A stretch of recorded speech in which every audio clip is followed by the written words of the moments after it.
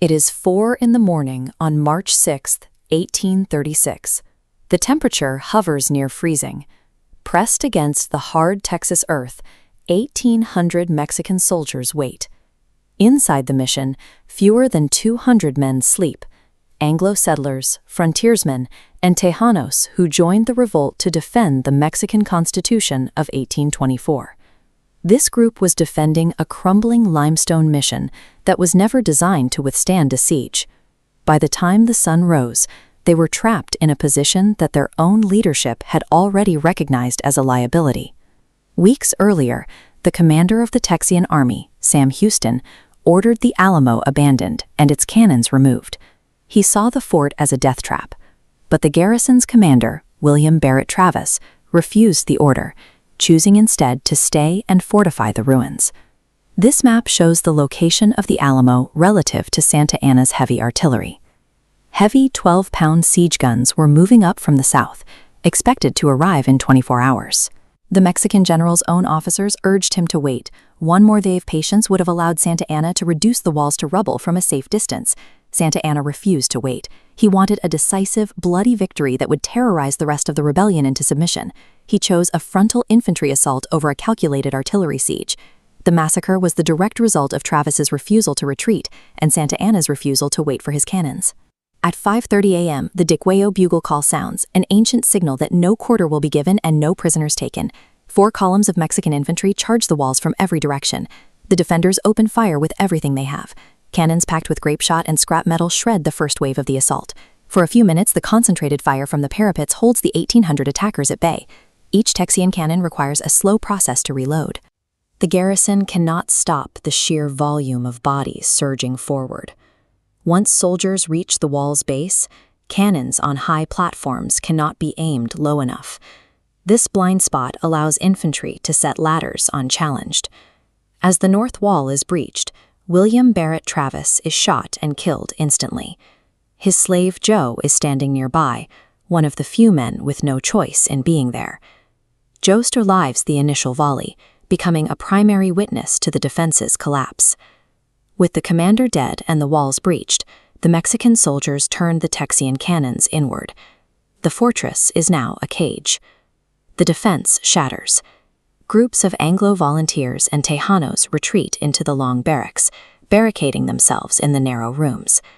The fighting moves into these dark, smoke-filled spaces, where rifles are used as clubs, and the combat is limited to knives and bayonets.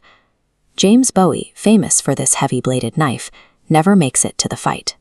He is trapped and dies in his sickbed, too weakened by typhoid and pneumonia to stand as the doors are kicked in. Near the wooden palisade, Davy Crockett and his Tennesseans are overwhelmed. Whether Crockett fell fighting with a broken rifle or was executed after the battle is still debated, but the result for his men was the same. By 6:15 a.m., the legendary figures of the Revolution have been cleared from the barracks in a series of desperate, close-quarters killings. The final pocket of resistance is the church. Tejanos, settlers, and the few remaining soldiers barricade the entrance, but the Mexican infantry forces their way in, ending the organized defense by 6:30 a.m. Any defender who tries to leap over the walls to escape is met by Santa Anna's cavalry reserve. These lancers were stationed outside the perimeter specifically to ensure that no combatant walked away from the mission alive. This chart shows the cost of the 90-minute assault. While all the Texian combatants were killed, Santa Anna lost between 400 and 600 men. This loss of roughly 1/4 of his effective force severely hampered his ability to continue the campaign. To deny the defenders a legacy, Santa Anna orders their bodies stacked on massive funeral pyres and burned. He intended for the smoke to be the only thing left of the men who defied him. Santa Anna achieved his military objective, but his attempt to erase the memory of the garrison had the opposite effect. Santa Anna releases the non-combatants, including Susanna Dickinson and Joe. He sends them east to spread news of the slaughter, believing the story of the fall will break the rebellion's spirit. The news has the opposite effect. As Sam Houston leads a tactical retreat to buy time, the story of the 90-minute massacre spreads. The deaths of the Tejanos, frontiersmen, and volunteers become the catalyst that turns a disorganized revolt into a focused army. 6 weeks later, Houston's army catches the Mexican forces off guard at San Jacinto. The battle lasts only 18 minutes. Under the cry of "Remember the Alamo," they rout the Mexican army and capture Santa Ana. Look at the structure of the building itself. The curved roofline we associate with the Alamo today was added in 1850. The men who died there fought in a mission that looked entirely different. This architectural addition serves as a metaphor for how the story was reshaped in the decades following the battle. For over a century, the popular myth focused on a few famous Anglo figures. This narrow focus pushed the Tejano defenders and people like Joe to the margins of the story, despite their presence in the barracks and at the walls. The Alamo was a military failure, driven by the stubbornness of two commanders. But the 90-minute slaughter was used to forge a national identity.